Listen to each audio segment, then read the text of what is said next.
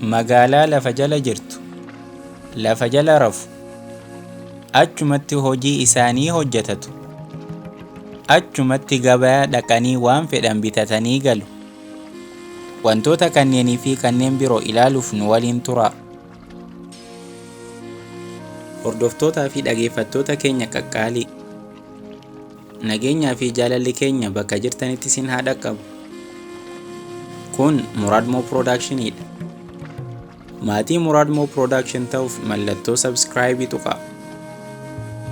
Waan ajaa'ibaa magaalaa lafa jala jirtu dhageessanii beektu? Eeyyeen magaalaa lafa jala rafu, achumatti waldaa dhaqu, achumatti gabayaa dhaqanii waan fedhan bitatanii galu. Bakki kun eessa jira? Maaliif immoo kana godhu? Akkamitti qilleensa argatu? Deebii kanneen argachuuf gara Awustiraaliyaa imaluu qabna. Kibba Awustiraaliyaa Outback keessatti magaalaan Cooper Pedy jedhamtutu jira. Uummanni magaalaa kanaa parsantii 60 lafa jala jiraata. Asitti namoonni dhagaa keessa jiraatu. Dukkana guutuu keessatti ganama hirribaa ka'u. Sababni isaas foddaa waan hin qabneef.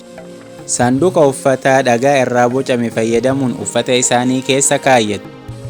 Erga ciree bilcheessanii nyaatan booda gara hojii isaaniitti imalu. Iddoon hojii isaaniillee asuma lafa jala. Waa bitatuu barbaadanii jennaan gara dukkaanaa yookaan suuqii deemuun waan fedhan bitatu. Irbaata wal affeeruu yoo barbaadan immoo achuma keessa manni nyaataa jira. Akkasumas iddoo kadhannaa isaanii lafuma kana jalaa qabu. Kan argaa jirtan kun waldaa Sarbiyaa yoo ta'u, kun immoo waldaa Anjelikaadha. Jiraattonni as jiraatan akka jedhanitti erga lafa jala jiraachuu baratte booda mana keessa jiraachuu hin yaaddu jedhu. Jireenya isaanii guutuu lafa jala jiraatu. Garuu maaliif? Kun hundi waggoota 100 dura kan jalqabamedha.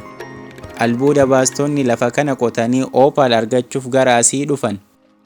Garuu yeroo as ga'an garmalee ho'aadha. Magaalaan kun kibba Awustiraaliyaa Outback keessatti argamti. Baay'ee ho'uu irraa kan ka'e hanqaaquu daandii irratti bilcheessuun ni danda'ama. Yeroo jalqabaaf namoonni gara kana wayita dhufan meeshaan qilleensa to'atu yookaan air conditioningiin hin jiru. Kanaaf gara biraan mana isaanii qabbaneessuuf mala barbaaduu eegalan. Yeroo sanatti yaada lafa jala jiraachuu argatan. Waggoota dheeraaf albuuda barbaadaa waan turreef holqa keessatti akka qotnu ni beekna jedha. Tulluu akkasumas holqa keessa qotuu eegalan. Kutaa dhakaa isa jalqabaa ijaaran. Eegasiin kutaa kutaan mana ijaaruu itti fufan. Hanga magaalaa guutuu ijaaranitti. Cooper Pedy'n seenaa hedduu qabdi. Lammiilee Awustiraaliyaa jalqaba albuuda opal baasuuf dhufan irraa kaasee hanga ammaatitti bakka wanti hundi walitti qabamudha. Magaalaan lafa jalaa kun immoo baay'ee namatti tolti. Sababni isaa hammamiyyuu lafa irratti ho'i baay'atus lafa jala qabbanaa'anii turuu danda'u. As keessatti mana ho'isuun gonkumaa hin barbaachisu. Akkasumas qabbaneessuulleen hin barbaachisu. Bakka nagayaati jedhu.